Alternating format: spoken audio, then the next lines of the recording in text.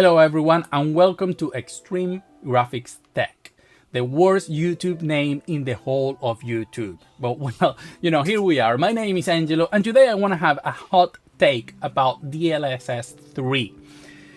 The reason I want to talk to this is because every time a new technology comes up, like a new technology shows, there is always a lot of criticism. I think I'm very different because I am very adopting of new things because I think they push things forward, that we need them. And I am going to explain my position on DLSS 3 and also some of the challenge it's going to present for people like me who is doing technical analysis of games. Because obviously when you evaluate something like DLSS 3, there is a lot that is going to be perception more than actual quality. But as I mentioned in my previous video, it's important to understand that sometimes it's not about the amount of the pixels, but the quality of the pixels. And even though we can discuss the DLSS 3, quality of the pixels are not, the same, this needs to be put into perspective. So let's start by explaining what DLSS 3, even though I think everyone watching this video already knows about it. And as you know, DLSS 3 is a new technology that NVIDIA presented together with the RTX 4000 series. Or 40 series, I don't know how each one of you calls. But the thing is that, if you remember well, in 2018, if I'm not wrong, I was in Cologne, Germany, watching the presentation of RTX 2000 series. And two things were new in that presentation from a graphics technology perspective. One of them was the DLSS and the other one was RTX, ray tracing. So the one that really caught my eye, even though I love ray tracing, was DLSS. Because at the time, it was this thing that you said, okay, this is going to give me like a free performance. It's going to give me performance for nothing. That's going to be amazing if I can play a 4K now, because this thing is making the image look like 4K, even though it's not rendering at 4K. Lots of people, don't like that, and this doesn't come from now. This started way back, I would say, in 2016 when the PlayStation 4 Pro was presented, and they were talking about this whole checkerboard thing. And, a lot of people started, this is fake image, this is not real, which I don't know why people care so much about the actual numbers. I think what is important is what the image is telling you, what you perceive as being real. It's true. For checkerboard at the time didn't look as good as 4K, but it did look a lot better than 1080p native. So they were approaching a 4K image by using a more efficient way, because that's the way forward, whether we like it or not. And I'm going to explain that because I think it's important, as I said, to have some perspective on the situation we are in. So then, as I was saying, we come to DLSS 3, which is presented with now, we had DLSS.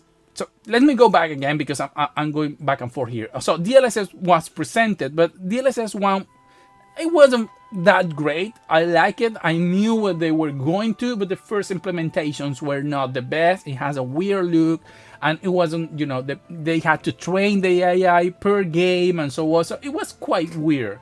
But still, it wasn't that bad. But when DLSS 2 came, then is when DLSS really started to shine, because the image was really, really, really good, and sometimes even better than native, even though some people say it's not. Oh well, that's okay. If you can really see the difference between native and DLSS at a first glance, well, good for you. Fortunately for me, I can. So to me, that's an advantage, because I'm going to enjoy a better frame rate, for not too much loss of quality, or none at all. So this year now, the DLSS 3 is presented, and it's like the next step, okay? We have a technology called DLSS 2 that already reconstruct a lower resolution image into a higher resolution image. So how can we improve over that? Well, the solution from NVIDIA is, let's create fake frames. Fake frames in the sense that they are not created directly by the GPU. Is not a frame created by the game, but a frame created by the GPU by comparing two consecutive frames and deciding which frame should be in the middle of those. this is something that many televisions been doing for a long time, but it's not the same because they work with spatial information, while DLSS 3 works with vector information, temporal information, which is much better, and in this case, faster. On a TV, it's not important because you are just watching, you are not participating, so the input lag that it creates is not that big of a deal unless you're using it for some games, which I will not recommend. But in the case of DLSS 3, this is much faster due to the fact that, you know, the GPU has more information and is going in, and they are putting in NVIDIA Reflex and other stuff, but that's not what I want to concentrate with. So now comes the question and the criticism that many people are, you know, doing about this, which is the fact that DLSS 3 is creating fake frames. So people start, you know, complaining about this because they feel like this is cheating. And once again, I wonder, why does anybody care how those frames are created as long as they are right, they are correct, they're showing you what you need to see on the game. So I don't really understand why this needs to know that that frame is real and that it's being created by the GPU directly. I think what is important is the end result, as I said, what you perceive, okay?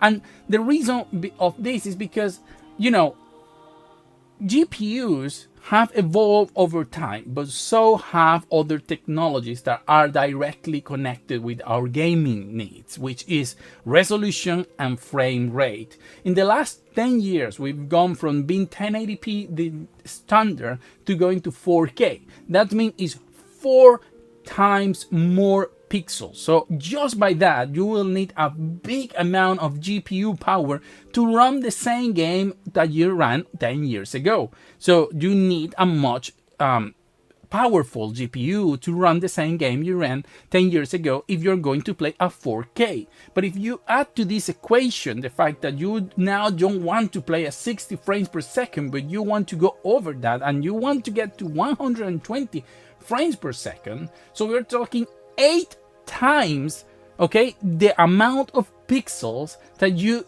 needed 10 years ago when you were playing at 1080p 60 frames per second. So yes, GPUs have evolved and they technically could do that if you were still playing at 1080p. But the other problem is that games are not static. We are not playing with the same graphics as 10 years ago. So today, if we were playing with the same graphical fidelity and quality as 10 years ago, but just moved to 4K and 120 FPS, I'm sure that many of the cars today will do that no problem, even at 3050, because we're playing 10-year-old games. But when you add to the equation that the games we're talking about are new games, that now they are more graphical, there is more fidelity, they are more realistic. They use things like ray tracing. We are not just talking about now 8 times the amount of pixels that we were used to move 10 years ago. Now we're talking that these pixels are of a much higher quality. So all of this together means that probably the amount of power needed today is 20 times higher than 10 years ago. And I don't think GPUs are 20 times more powerful today than they were 10 years ago. If we go to that, because as many said, Moore's law is dead. So the only way to achieve this, at least for now, until we can keep up, is by using more efficient or different ways to approach this. And this is why things like DLSS 2 and 3 and many other like XeSS and FSR 2.1 are being created.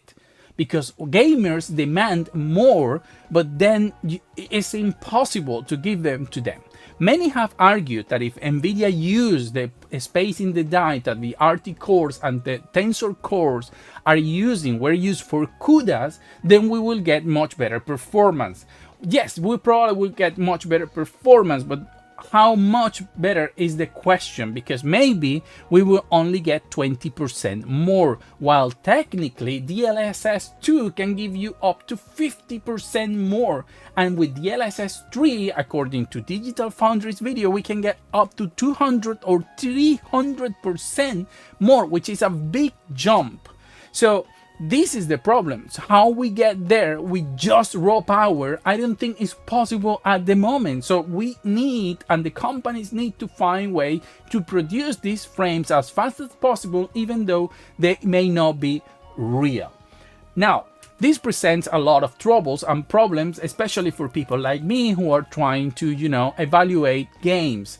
And the reason for that is because when I'm testing, for example, Dlss 3, how do I try to explain to you how good or bad the game looks when Dlss is active? Everyone is different in terms of the sensitivity to these things. And just to give you an example, a person, let me see the name. I lost the name. Oh no, I can't think I lost the name. Oh, here it is. So a person by the name Michael G. Joel, Pixel Imager on Twitter, took one of the Digital Foundry videos where they were showing Dlss 3 and made a short video with only the AI generated frames by Dlss 3. And the video is this.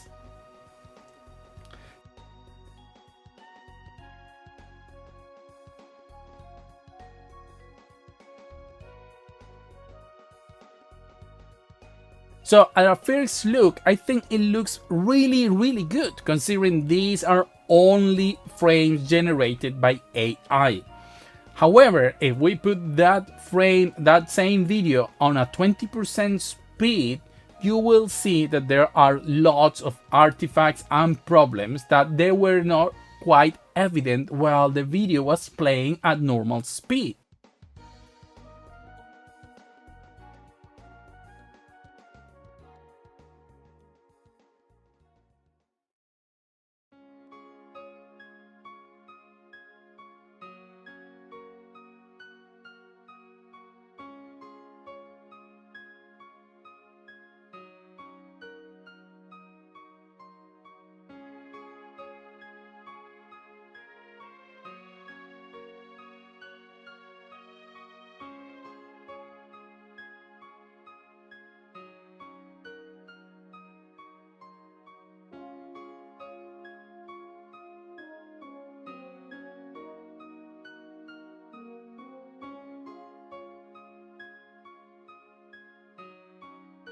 Yes, it's true.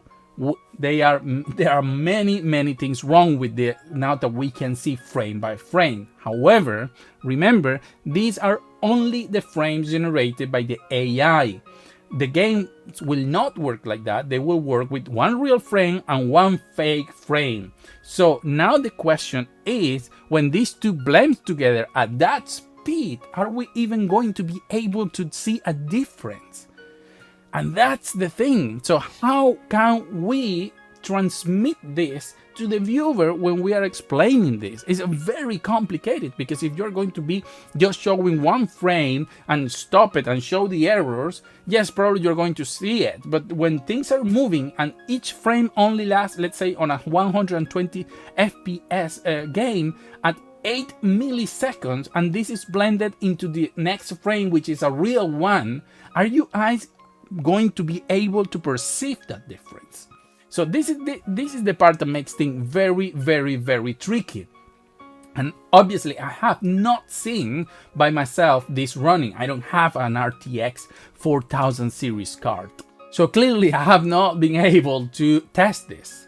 I hope to do it soon, maybe, I don't know. I'm just waiting to see if I will be able to pay for one of these very expensive cards. But the thing is that, as I said, even though whatever I see is going to be very hard to transmit.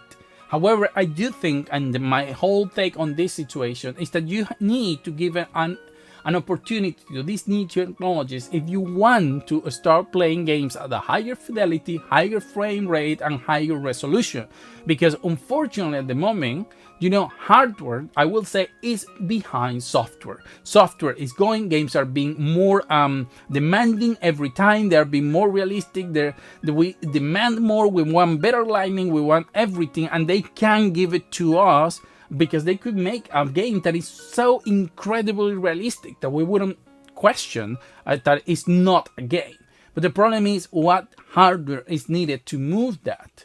remember at the time Crisis, we had to wait like 2 generations to be able to really play that game the way it was meant to be. And many people, kind of wrong Crisis was created out of this. So unfortunately, if we don't embrace these sort of technologies, then things are going to go very, very slow in terms of what is the next step. So from my point of view, I know many people get into their head. This is fake. This is not right. I don't want the DLSS. I don't want the DLSS 3. All I want is raw power. Then, well, use the raw power of the card, but think that even if they didn't have RT-Core or Tensor Core, that die space used in there, it's not probably going to give you more than 20%. So honestly, I prefer to have those two technologies in the chip that will allow me to go not 20% up, but 100, 200, 250%, because I can just check and see if it's good for me. If I like what I'm seeing and the technology is going good, I keep it active. If I think it's not very good for a particular game, I can just deactivate it. So I don't think that 20% in CUDA cores is going to make that such a big difference in terms of, making a game playable or unplayable, because if a game is not running well on 4K, I could just use 800p, for example, and just call it a day, keep playing. But if a game is running at, 30 or 40 and I can take it up to 100 or 120, that to me is amazing. So this is my take on this whole DLSS 3, and I am not sure how I'm going to be testing and showing this. Let's see when the time comes what I can do about it.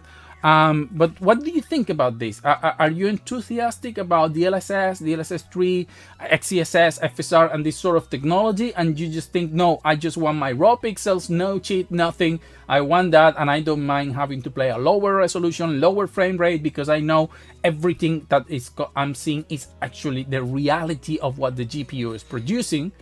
That's okay. So, but I would like to know your take on this. So thank you very much. I am Angelo, and we'll see you in the next video.